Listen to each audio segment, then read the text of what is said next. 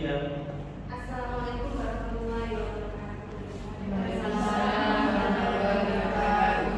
Syukur atas kehadiran Allah Subhanahu wa taala. Terima kasih Bapak Ibu yang sudah berkenan hadir di pertemuan hari ini terkait dengan sosialisasi atau diseminasi aksi nyata dari budaya positif yang nantinya akan disampaikan oleh Ibu Dwi Witasari. Saya persilakan Ibu.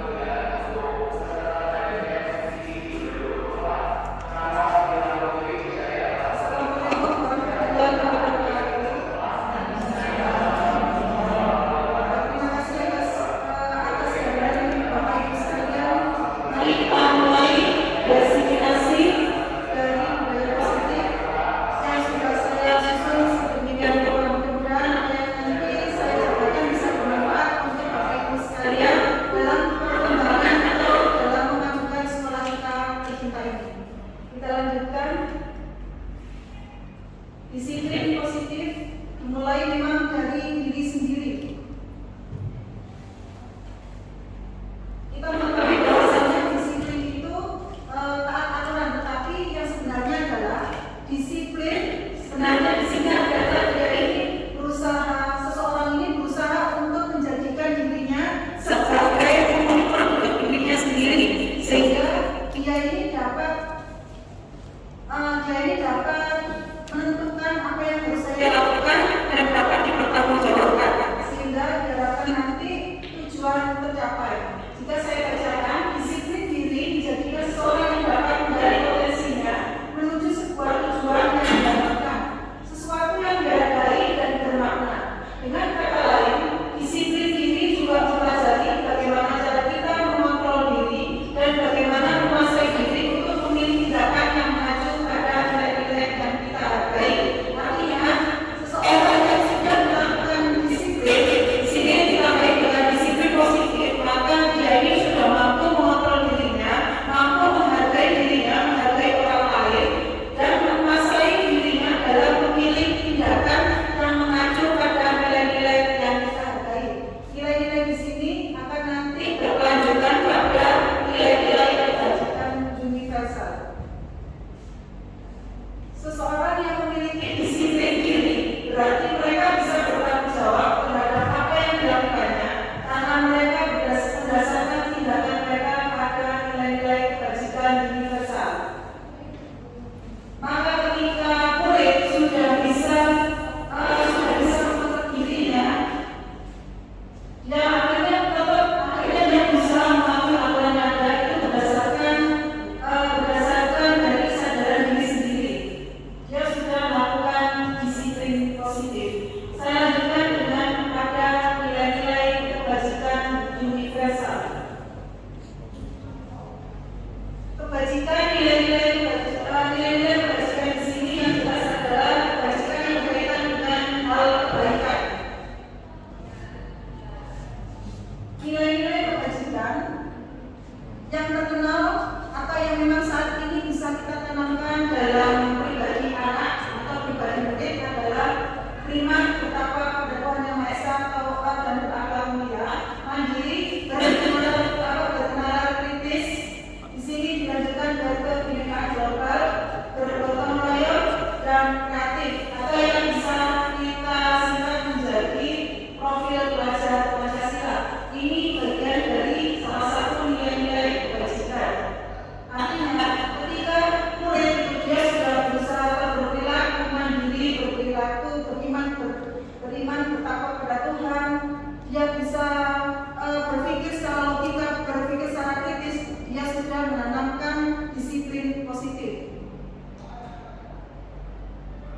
Nilai-nilai kebajikan secara rinci atau secara umum yang bisa kita temui dalam kehidupan sehari-hari, pastinya kita sudah tidak asing yang namanya peduli, rajin, keberanian, kesantunan, belas kasih, percaya diri. Artinya semua hal yang berkaitan dengan kebaikan ini termasuk ke dalam nilai-nilai kebajikan.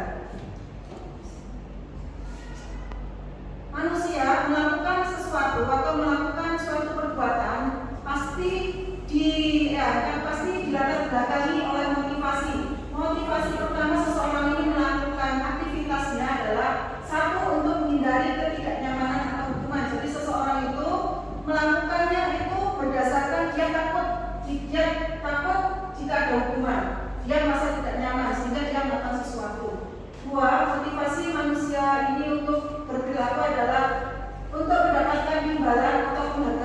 Jadi ada dua hal itu, penghargaan dan imbalan.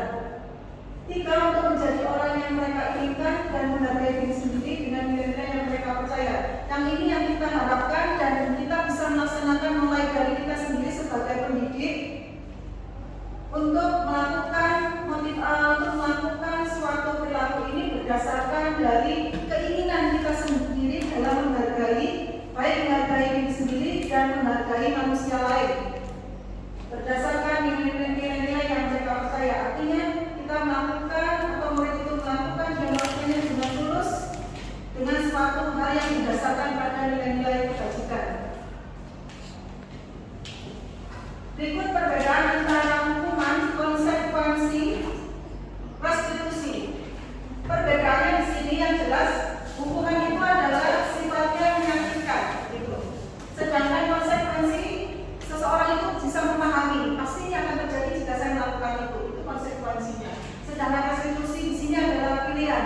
Jika saya bisa melakukan kebaikan, maka saya harus melakukan itu.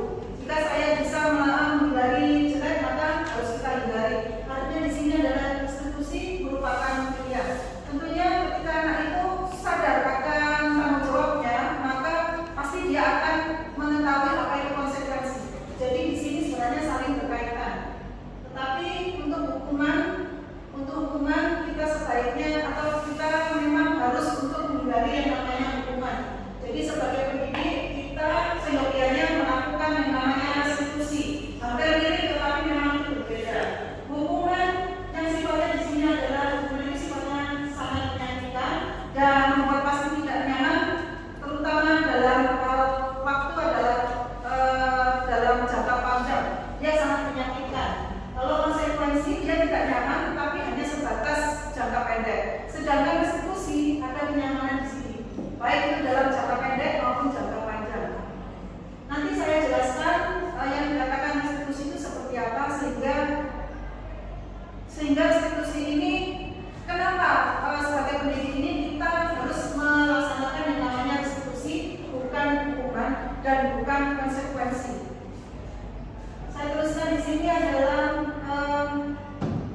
perilaku pasif agresif meningkat. Maka ketika anak itu diberikan hukuman yang menyakitkan, dia ada keberontakan di situ. Jadi batinnya, fisiknya dia merasa berontak. Untuk yang restitusi, masalah kepercayaan.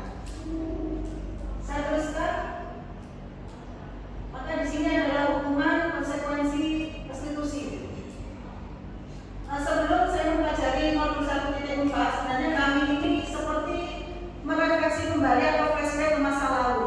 Ketika kita sebagai pendidik itu saat ini dan kita flashback ke masa lalu, maka ketika kita belajar pada pembelajaran atau berada pada lingkungan sekolah, yang saya ingat ini adalah hukuman sebenarnya. Jadi hukuman sampai saat ini, guru-guru yang memberikan hukuman ke saya itu saya ingat dan masih berbekas di hati. Mungkin Bapak Ibu di sini juga demikian.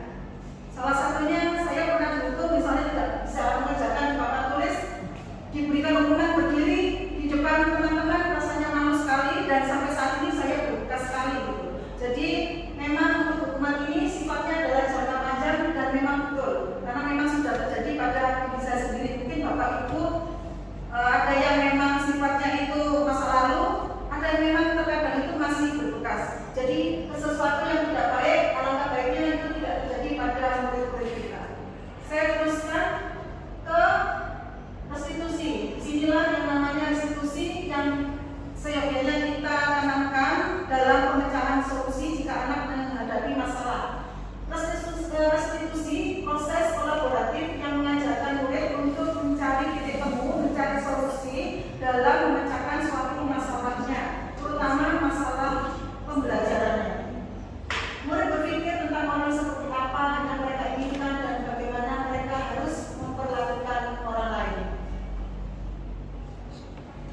Maka ketika restitusi ini supaya bisa lancar, sebelumnya kita lakukan yang namanya keyakinan kelas.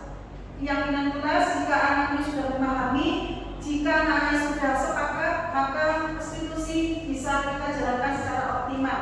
Keyakinan kelas beda tipis yang namanya dengan kesepakatan kelas. Keyakinan kelas ini adalah sadar diri tentang nilai-nilai kebajikan dan itu memang harus ditepati. Mengapa demikian? Agar tercapai tujuan bersama, yaitu tujuan perbaikan bersama dalam suatu pembelajaran. Keyakinan kelas dibuat secara bersama-sama dengan seluruh siswa yang mempunyai nilai-nilai kebajikan yang dapat dipercaya. Keyakinan kelas merupakan salah satu disiplin positif yang dapat untuk diterapkan dalam membangun budaya positif di lingkungan sekolah. Misalnya di sini adalah dalam satu kelas tersebut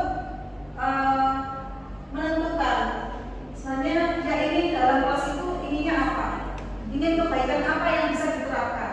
Ketika anak melanggar, maka institusi di sini bisa kita praktekkan. Jadi institusi di sini adalah proses kolaboratif. Mengapa digunakan kata kolaboratif?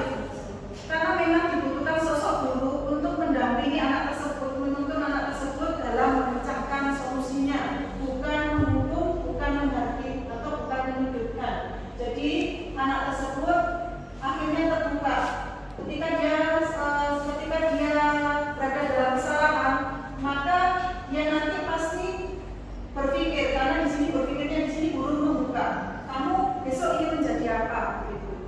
Ini jalan untuk menuju anak-anak semakin dewasa, semakin bijaksana dalam melakukan suatu kegiatan sehari-hari. Baik, sekian yang bisa saya sampaikan. Untuk selanjutnya, waktu kami kembalikan ke moderator. Dari hasil presentasi yang dipaparkan tadi, mungkin ada satu dari Bapak Ibu yang mau bertanya terkait dengan apa yang dipaparkan oleh Ibu Sari. Silakan. Oke.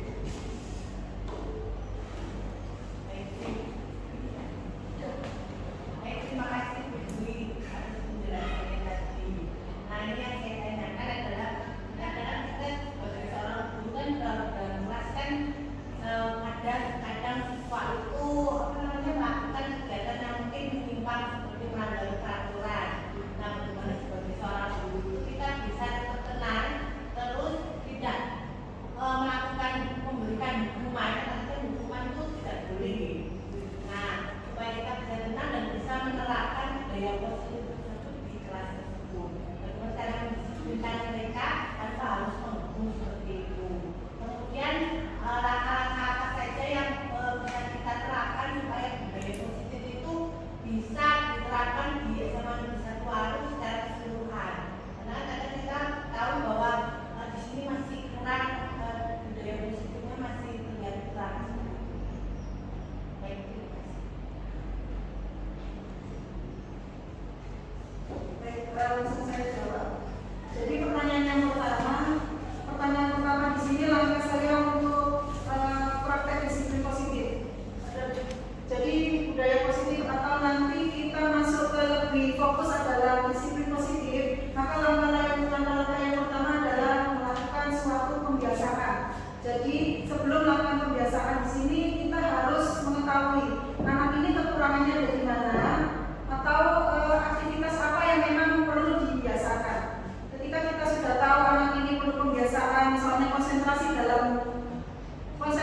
atau khusyuk dalam berdoa, ini kurang, maka kedepannya kita lakukan pembiasaan dengan mendisiplinkan positif dia, yakni keimanan dan ketakwaan terhadap Tuhan Yang Maha Esa. Salah satunya di situ kita tanamkan bahwasanya penting untuk meningkatkan keimanan dan ketakwaan sebagai manusia yang menghamba kepada Tuhan, sehingga kita ajarkan anak-anak, kita tuntun anak-anak itu supaya lebih khusyuk berdoa, lebih yakin bahwasanya setiap doa itu bisa diijabah oleh Tuhan Yang Maha Esa. Itu. Jadi yang pertama kita itu tadi kekurangan atau kesalahan itu ada di mana, maka anak itu kesalahannya itu kenapa demikian. Yang selanjutnya adalah kita lakukan pembiasaan. Gitu. Yang pertanyaan kedua saya jawab untuk disiplin positif. Sebenarnya di sini disiplin positif sudah sangat baik, tetapi ada hal-hal tertentu atau bidang-bidang tertentu atau aspek tertentu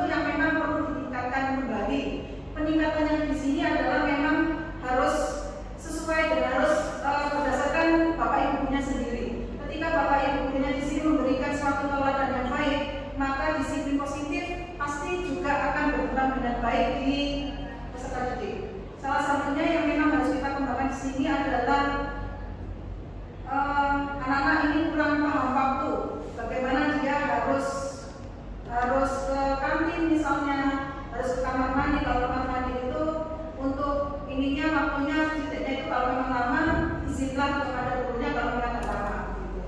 Itu salah satu untuk disiplin positif yang sederhana. Demikian yang bisa saya jelaskan. Waktu kami kembalikan lagi ke moderator. Terima kasih Bu Putri Vitasari atas paparannya dan jawaban yang luar biasa. Dari hasil sosialisasi termasuk informasi baru bagi kita terkait dengan disiplin positif di lingkungan sekolah. Dan sebagai pendidik kita perlu tahu bahwa ketika ini menerapkan disiplin positif itu kita harus memberikan pelajaran dulu, dan kemudian untuk memecahkan masalah itu bisa menggunakan seketika restitusi yang seperti yang disampaikan nanti yang tadi disampaikan oleh Bu Vitasari. Nah, Bapak Ibu, ketika anak-anak memiliki masalah kita tidak langsung menjudge, tapi kita tidak langsung membuka seperti itu, tapi melalui pendekatan kepada siswanya. Mungkin cukup sekian presentasi dari Bu Vitasari. Terima kasih. Kita ucapkan alhamdulillah.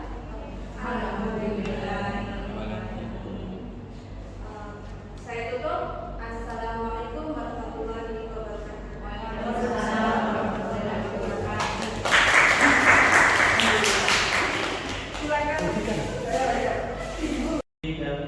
Assalamualaikum warahmatullahi wabarakatuh.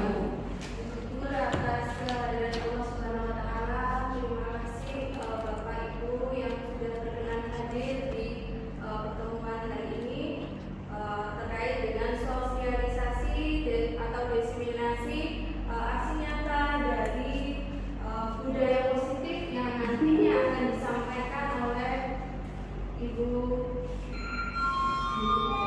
Dwi Vitasari. Saya persilakan Ibu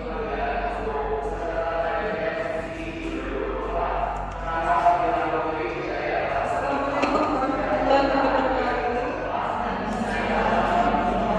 wabarakatuh. Terima kasih atas kehadiran Bapak Ibu sekalian. Mari kita mulai diseminasi dari budaya positif yang sudah saya susun sedemikian rupa. Mudah-mudahan apa yang nanti saya jabarkan bisa bermanfaat untuk Bapak Ibu sekalian dalam perkembangan atau dalam memajukan sekolah kita tercinta ini. Kita lanjutkan. Disiplin positif dimulai memang dari diri sendiri. Kita mengetahui bahwasanya disiplin itu taat aturan, tetapi yang sebenarnya adalah disiplin sebenarnya di sini adalah dia ini berusaha, seseorang ini berusaha untuk menjadikan dirinya sebagai pengukur untuk dirinya sendiri, sehingga dia ini dapat menentukan apa yang harus saya lakukan dan dapat dipertanggungjawabkan.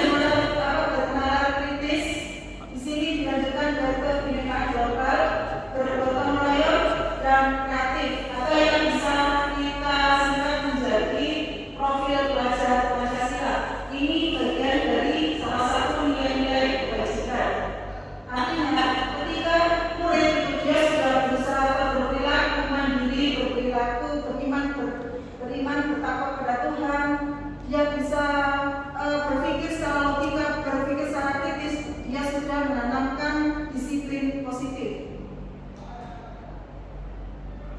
Nilai-nilai kebajikan secara rinci atau secara umum yang bisa kita temui dalam kehidupan sehari-hari, pastinya kita sudah tidak asing yang namanya peduli, rajin, keberanian, kesantunan, belas kasih, percaya diri. Artinya semua hal yang berkaitan dengan kebaikan ini termasuk ke dalam nilai-nilai kebajikan. Manusia melakukan sesuatu atau melakukan suatu perbuatan pasti dilatar belakangi oleh motivasi. Motivasi utama seseorang ini melakukan aktivitasnya adalah satu, untuk menghindari ketidaknyamanan atau hukuman. Jadi seseorang itu melakukannya itu berdasarkan dia takut jika ada hukuman, dia merasa tidak nyaman sehingga dia melakukan sesuatu. Dua, motivasi manusia ini untuk berperilaku adalah untuk mendapatkan imbalan atau penghargaan. Jadi ada dua hal itu, penghargaan dan imbalan. Tiga, untuk menjadi orang yang mereka inginkan dan menghargai diri sendiri dengan nilai-nilai yang mereka percaya. Yang ini yang kita harapkan dan kita bisa melaksanakan mulai dari kita sendiri sebagai pendidik untuk melakukan suatu perilaku ini berdasarkan dari keinginan kita sendiri dalam menghargai, baik menghargai diri sendiri dan menghargai manusia lain berdasarkan nilai-nilai yang mereka percaya. Artinya kita melakukan atau murid itu melakukan, dia melakukannya dengan tulus, dengan suatu hal yang didasarkan pada nilai-nilai kebajikan. Berikut perbedaan antara hukuman, konsekuensi, restitusi. Perbedaannya di sini yang jelas, hukuman itu adalah sifatnya menyakitkan, gitu. Sedangkan konsekuensi, seseorang itu bisa memahami pasti akan terjadi jika saya melakukan itu konsekuensinya. Sedangkan restitusi di sini adalah pilihan. Jika saya bisa melakukan kebaikan, maka saya harus melakukan itu. Jika saya bisa menghindari jelek, maka harus kita hindari. Artinya di sini adalah restitusi merupakan pilihan. Tentunya ketika anak itu sadar akan tanggung jawabnya, maka pasti dia akan mengetahui apa itu konsekuensi. Jadi di sini sebenarnya saling berkaitan. Tetapi untuk hukuman kita sebaiknya atau kita memang harus untuk menghindari yang namanya hukuman. Jadi sebagai pendidik kita seyogianya melakukan yang namanya restitusi. Hampir mirip tetapi memang itu berbeda. Hukuman yang sifatnya di sini adalah hukuman yang sifatnya sangat menyakitkan dan membuat pasien tidak nyaman, terutama dalam waktu adalah dalam jangka panjang. Dia sangat menyakitkan. Kalau konsekuensi dia tidak nyaman, tapi hanya sebatas jangka pendek. Sedangkan restitusi ada kenyamanan di sini, baik itu dalam jangka pendek maupun jangka panjang. Nanti saya jelaskan yang dikatakan restitusi itu seperti apa sehingga restitusi ini kenapa sebagai pendidik ini kita harus melaksanakan yang namanya restitusi, bukan hukuman dan bukan konsekuensi. Saya tuliskan di sini adalah perilaku pasif agresif meningkat. Maka ketika anak itu diberikan hukuman yang menyakitkan, dia ada keberontakan di situ. Jadi batinnya, fisiknya dia merasa berontak. Untuk yang restitusi, masalah kepercayaan. Saya teruskan. Maka di sini adalah hukuman, konsekuensi, restitusi. Sebelum saya mempelajari modul 1.4, sebenarnya kami ini seperti merefleksi kembali atau flashback ke masa lalu. Ketika kita sebagai pendidik itu saat ini dan kita flashback ke masa lalu, maka ketika kita belajar pada pembelajaran atau berada pada lingkungan sekolah,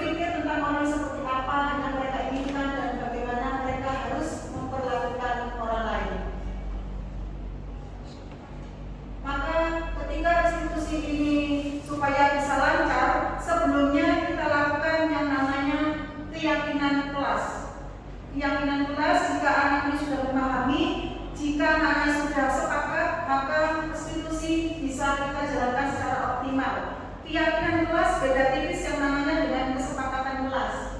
Keyakinan kelas ini adalah sadar diri sepenuhnya tentang nilai-nilai kebajikan, dan itu memang harus ditepati.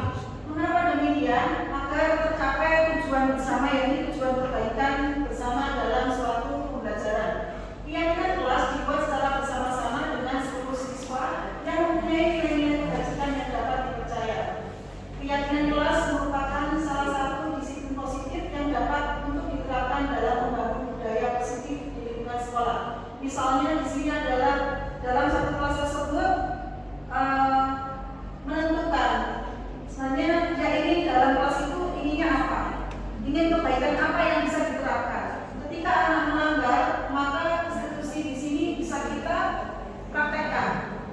Jadi restitusi di sini adalah proses kolaboratif. Mengapa digunakan kata kolaboratif?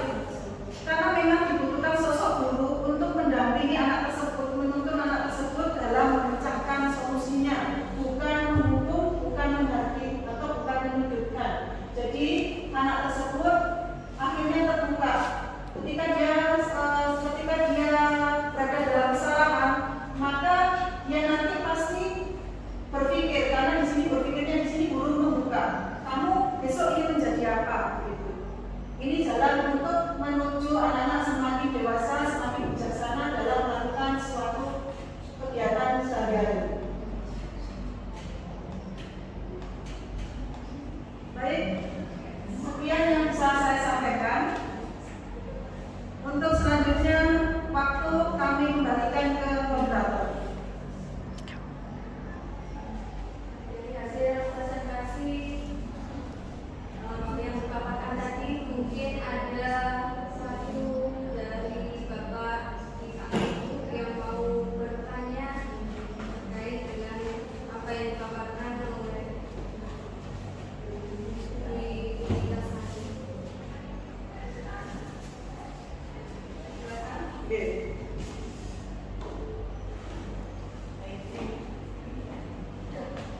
Baik, terima kasih Bu Dwi atas penjelasannya tadi. Nah, ini yang saya tanyakan adalah kadang-kadang kita sebagai seorang guru kan kalau dalam kelas kan kadang siswa itu melakukan kegiatan yang mungkin menyimpang seperti melanggar peraturan. Nah, bagaimana sebagai seorang guru itu kita bisa tetap tenang, terus tidak melakukan memberikan hukuman, karena hukuman itu tidak boleh. Nah, supaya kita bisa tenang dan bisa menerapkan budaya positif tersebut di kelas tersebut. Bagaimana cara mendisiplinkan mereka tanpa harus menghukum seperti itu. Kemudian langkah-langkah apa saja yang bisa kita terapkan supaya budaya positif itu bisa diterapkan di SMA Negeri 1 Waru secara keseluruhan. Karena kadang kita tahu bahwa di sini masih kurang, budaya positifnya masih terlihat kurang. Baik, terima kasih. Baik, langsung saya jawab. Jadi pertanyaan pertama di sini langkah saya untuk praktek disiplin positif. Jadi budaya positif atau nanti kita masuk ke lebih fokus adalah disiplin positif, maka langkah-langkah yang pertama adalah melakukan suatu pembiasaan. Jadi sebelum melakukan pembiasaan di sini kita harus mengetahui anak ini kekurangannya ada di mana, atau aktivitas apa yang memang perlu dibiasakan. Ketika kita sudah tahu anak ini perlu pembiasaan, misalnya konsentrasi atau khusyuk dalam berdoa, ini anak ini kurang, maka kedepannya kita lakukan pembiasaan dengan mendisiplinkan positif dia, yakni keimanan dan ketakwaan terhadap Tuhan Yang Maha Esa. Salah satunya di situ kita tanamkan bahwasanya penting untuk meningkatkan keimanan dan ketakwaan sebagai manusia yang menghamba kepada Tuhan, sehingga kita ajarkan anak-anak, kita tuntun anak-anak itu supaya lebih khusyuk berdoa, lebih yakin bahwasanya setiap doa itu bisa diijabah oleh Tuhan Yang Maha Esa. Itu. Jadi yang pertama kita itu tadi kekurangan atau kesalahan itu ada di mana, maka anak itu kesalahannya itu kenapa demikian. Yang selanjutnya adalah kita lakukan pembiasaan.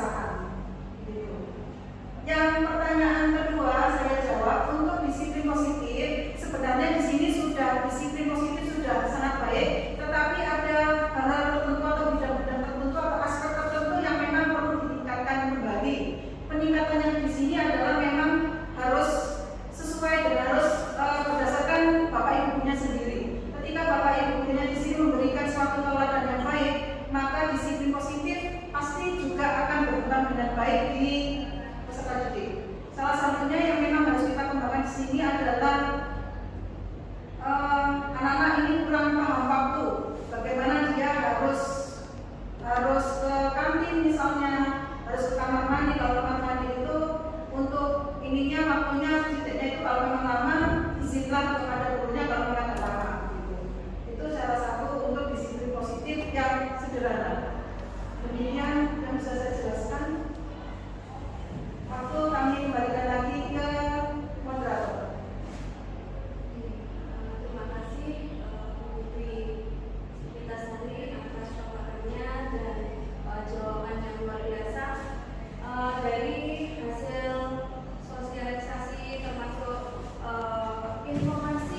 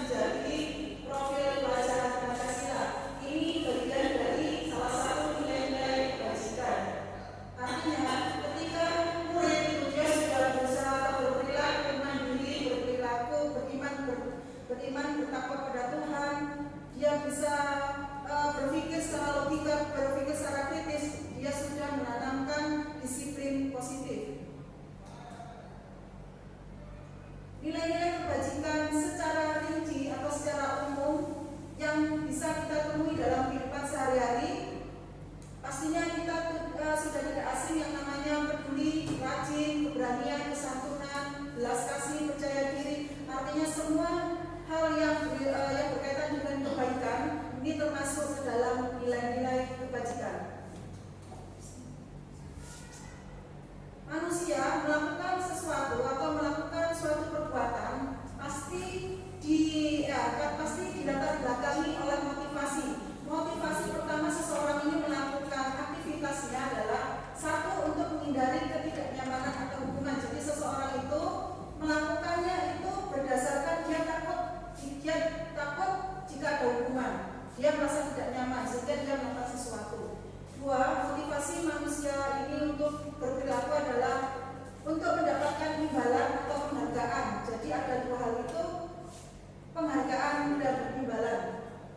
Tiga, untuk menjadi orang yang mereka inginkan dan menghargai diri sendiri dengan nilai-nilai yang mereka percaya. Yang ini yang kita harapkan dan kita bisa melaksanakan mulai dari kita sendiri sebagai pendidik untuk melakukan suatu perilaku ini berdasarkan dari keinginan kita sendiri dalam menghargai, baik menghargai diri sendiri dan menghargai manusia lain berdasarkan nilai-nilai yang mereka percaya. Artinya kita melakukan atau murid itu melakukan, dia melakukannya dengan tulus dengan suatu hal yang didasarkan pada nilai-nilai kebajikan.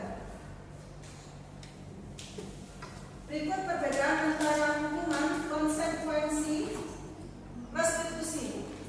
Perbedaannya di sini yang jelas, hukuman itu adalah sifatnya mengakibatkan, gitu. Sedangkan konsekuensi, seseorang itu bisa memahami, pasti ini akan terjadi jika saya melakukan itu konsekuensinya. Sedangkan restitusi di sini adalah pilihan. Jika saya bisa melakukan kebaikan, maka saya harus melakukan itu. Jika saya bisa menghindari jelek, maka harus kita hindari. Di sini adalah restitusi merupakan pilihan. Tentunya ketika anak itu sadar akan tanggung jawabnya, maka pasti dia akan mengetahui apa itu konsekuensi. Jadi di sini sebenarnya saling berkaitan. Tetapi untuk hukuman kita sebaiknya atau kita memang harus untuk menghindari yang namanya hukuman. Jadi sebagai pendidik kita seyogianya melakukan yang namanya restitusi. Hampir mirip tetapi memang itu berbeda. Hukuman yang sifatnya di sini adalah hukuman itu sifatnya sangat menyakitkan dan membuat pasti tidak nyaman, terutama dalam waktu adalah dalam jangka panjang. Dia sangat menyakitkan. Kalau konsekuensi dia tidak nyaman, tetapi hanya sebatas jangka pendek. Sedangkan restitusi ada kenyamanan di sini, baik itu dalam jangka pendek maupun jangka panjang. Nanti saya jelaskan yang dikatakan restitusi itu seperti apa sehingga restitusi ini kenapa sebagai pendidik ini kita harus melaksanakan yang namanya restitusi, bukan hukuman dan bukan konsekuensi. Saya teruskan di sini adalah perilaku pasif agresif meningkat. Maka ketika anak itu diberikan hukuman yang menyakitkan, dia ada keberontakan di situ. Jadi batinnya, fisiknya dia merasa berontak. Untuk yang restitusi, masalah terpecahkan. Saya teruskan. Maka di sini adalah hukuman, konsekuensi, restitusi. Sebelum saya mempelajari modul 1.4, sebenarnya kami ini seperti merefleksi kembali atau flashback ke masa lalu. Ketika kita sebagai pendidik saat ini dan kita flashback ke masa lalu, maka ketika kita belajar pada pembelajaran atau berada pada lingkungan sekolah, yang saya ingat ini adalah hukuman sebenarnya. Jadi hukuman sampai saat ini, guru-guru yang memberikan hukuman ke saya itu saya ingat dan masih berbekas di hati. Mungkin Bapak Ibu di sini juga demikian.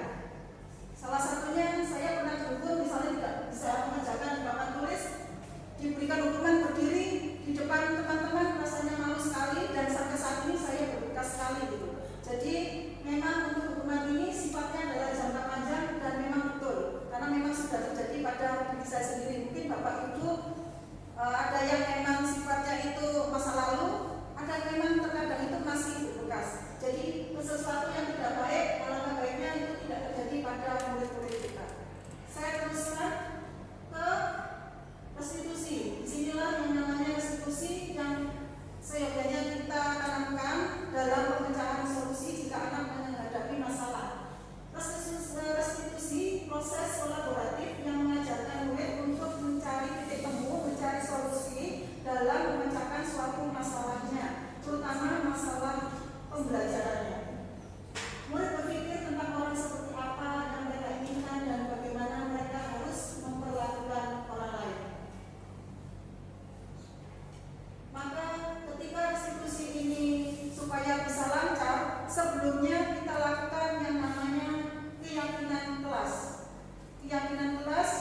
anak-anak sudah memahami, jika anak-anak sudah sepakat, maka konstitusi bisa kita jalankan secara optimal.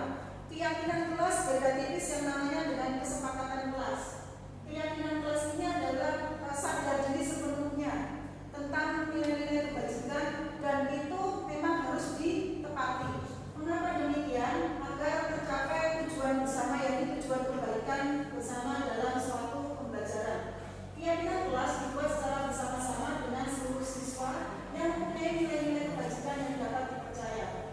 Keyakinan kelas merupakan salah satu disiplin positif yang dapat untuk diterapkan dalam membangun budaya positif di lingkungan sekolah. Misalnya di sini adalah dalam satu kelas tersebut menentukan sebenarnya ya ini dalam kelas itu inginnya apa, ingin kebaikan apa yang bisa diterapkan. Ketika anak melanggar, maka institusi di sini bisa kita praktekkan. Jadi institusi di sini adalah proses kolaboratif. Mengapa digunakan kata kolaboratif? Karena memang dibutuhkan sosok guru untuk mendampingi anak tersebut, menuntun anak tersebut dalam memecahkan solusinya, bukan menghukum, bukan menghakimi, atau bukan menunjukkan. Jadi anak tersebut akhirnya terbuka. Ketika dia berada dalam kesalahan, maka dia nanti pasti berpikir, karena di sini berpikirnya di sini guru membuka. Kamu besok ingin menjadi apa? Begitu. Ini jalan untuk menuju anak-anak semakin dewasa, semakin bijaksana dalam melakukan suatu kegiatan sehari-hari. Baik, kemudian yang bisa saya sampaikan. Untuk selanjutnya, waktu kami kembalikan ke moderator. Dari hasil presentasi yang dipaparkan tadi, mungkin ada satu dari Bapak. Silakan.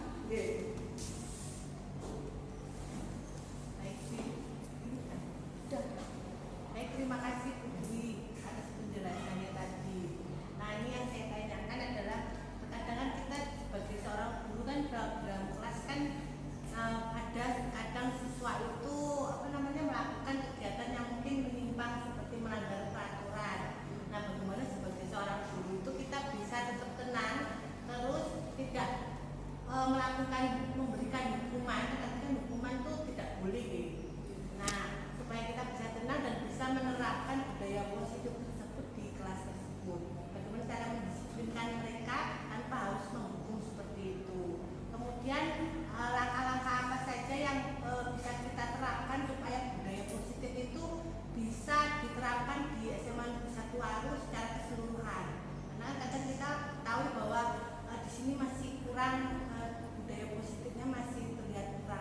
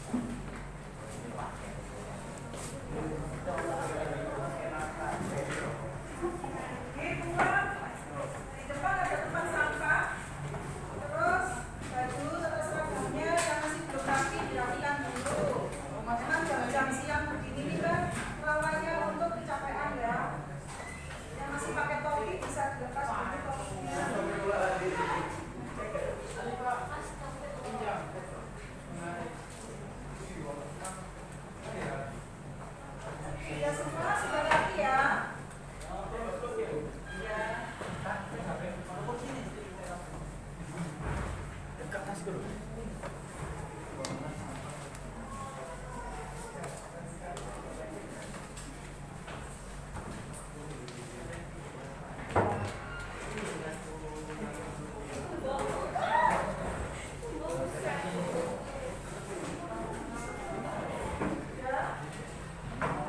yang tidak masuk ini siapa?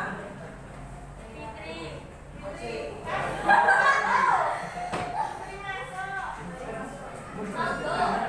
Yang tidak masuk? Aldo. Mas Aldo ya. Baik, anak-anak. Untuk mengawali pembelajaran pada hari ini, marilah kita berdoa menurut kepercayaan masing-masing. Ketua kelasnya siapa? Ya, silakan Mas. Dipimpin doa dulu. Ya. Dipimpin doa. Silakan kembali ke tempatnya masing-masing dulu. Enggak apa-apa. Yes. Ya, apa ya? Oh, di depan sini juga bisa. Silakan Mas.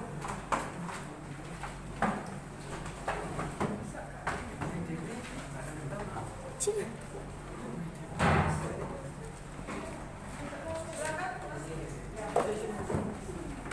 Baik, sebelum kita mulai pelajaran siang hari ini, marilah kita berdoa mendapatkan pelajaran dan keberkahan dari Tuhan. Ya, saya pimpin untuk berdoa.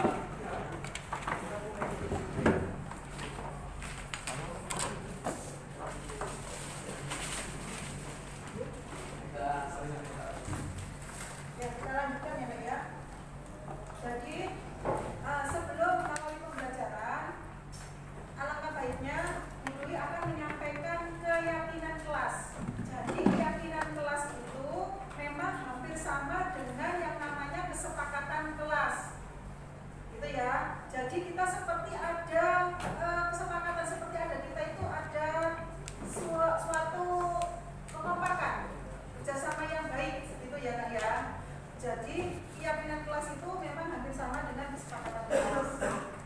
Tetapi yang kita gunakan kalau kesepakatan kelas itu cenderung kita itu melarang, tidak diperkenankan memakai HP, tidak boleh bohong atau tidak boleh terlambat, gitu ya. Harus berbicara atau harus berbicara jujur, tidak boleh berbohong. Jadi cenderung menggunakan kata-kata yang cenderung negatif, ada dilarang, ada kata jangan. Nah, itu seharusnya memang dihindari. Lalu penggantinya pakai apa? Penggantinya adalah apa? Kalau kita tidak berbicara jujur, pembohong, maka kita harus apa? Jujur, gitu ya. Kalau kita tidak boleh terlambat mengumpulkan tugas, harus bisa diganti dengan kata apa? Tepat waktu. Tepat waktu, disiplin, itu ya Nak ya. Ya, ada lagi, tidak boleh ramai. Kita harus mengganti dengan kata apa? Diam. Tenang, kondusif, gitu ya. Jadi mulai dari sekarang kita berusaha untuk menghindari kata-kata yang sifatnya adalah betul-betul negatif. Jadi kita harus menggunakan kata-kata yang positif. Kalau memang itu ada kata positif, alangkah baiknya kita cari yang betul-betul kata itu yang langsung ke positifnya. Itu ya, anak kecil aja kalau kita diminta untuk dilarang tidak boleh menangis, nah seperti tidak boleh. Nah, yang tenang ya seperti itu yang lebih baik. Jelas ya Nak ya? Itu keyakinan kelas. Jadi keyakinan kelas itu adalah mirip, memang hampir sama dengan kesepakatan kelas, hanya saja perbedaannya menggunakan kata-kata yang lebih sopan, lebih positif. Sudah ada pertanyaan? Ya. Yang pertama, kesepakatan kelas kita memang tidak boleh terlambat untuk mengumpulkan tugas. Maka keyakinan kelas kita adalah disiplin. Disiplin mengumpulkan tugas. Gitu ya. Disiplin datang tepat waktu. Disiplin waktu. Nah, yang namanya disiplin waktu berarti cakupannya cukup luas. Apalagi jujur. Apalagi saling menghormati. Tenang. Gitu ya. Jadi kata-kata positif itu bisa kita pakai. Terus ada lagi tanggung jawab.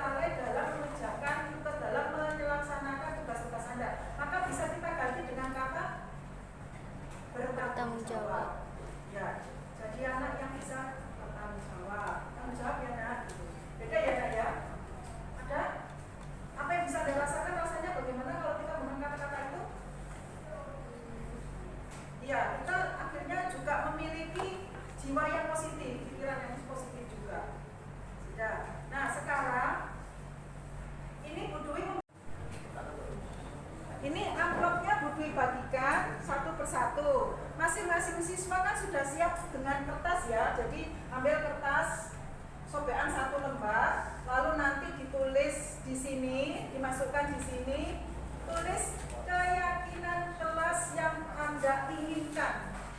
Masing-masing satu anak satu saja. Contoh, Anda menginginkan kejujuran, Anda menginginkan tanggung jawab, jadi tulis tanggung jawab. Tulis saja. Tulis juga beserta namanya di bawahnya. Tanggung jawab, kerjasama, kolaborasi, mandiri, yang positif apa aja? Jujur, kejujuran, kedisiplinan, terus bertanggung jawab, apalagi saling hormat menghormati, semuanya bisa mencakup itu. Ini saya bagi satu persatu ya, ditulis satu orang, satu anak, satu keyakinan yang Anda inginkan di kelas ini. Silakan Mas. Itu kemarin sama. Ya, ini. Enak. Toleransi boleh. Kesopanan juga bisa, ya kan? Beda kan sama kejujuran ya.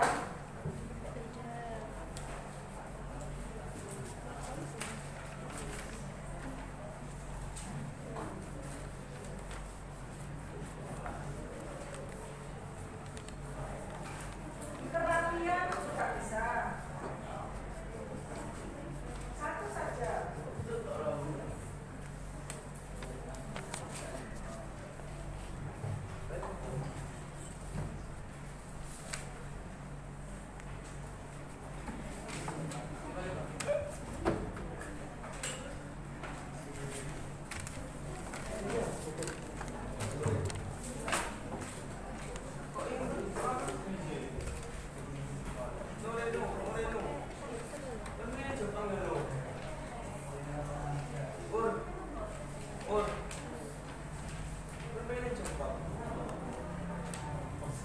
Oke, 1 menit lagi bisa dikumpulkan. Supaya bisa kita gunakan dalam kehidupan sehari-hari kata-kata positif itu.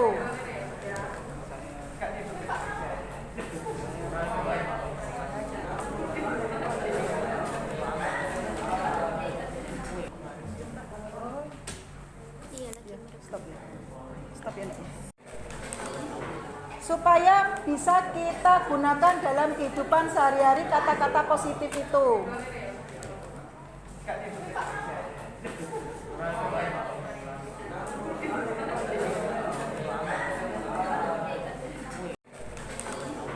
Supaya bisa kita gunakan dalam kehidupan sehari-hari kata-kata positif itu.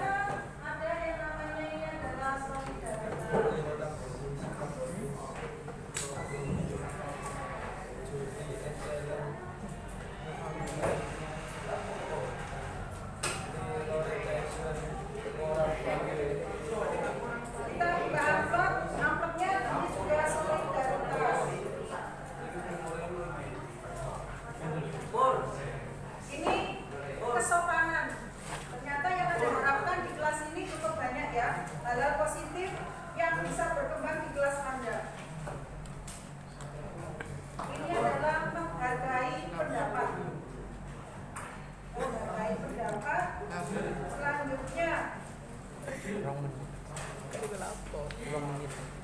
ini adalah bekerja sama.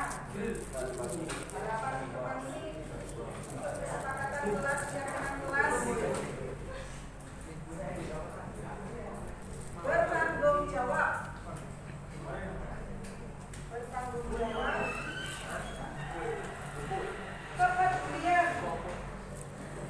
Yang merasa di sini belum peduli,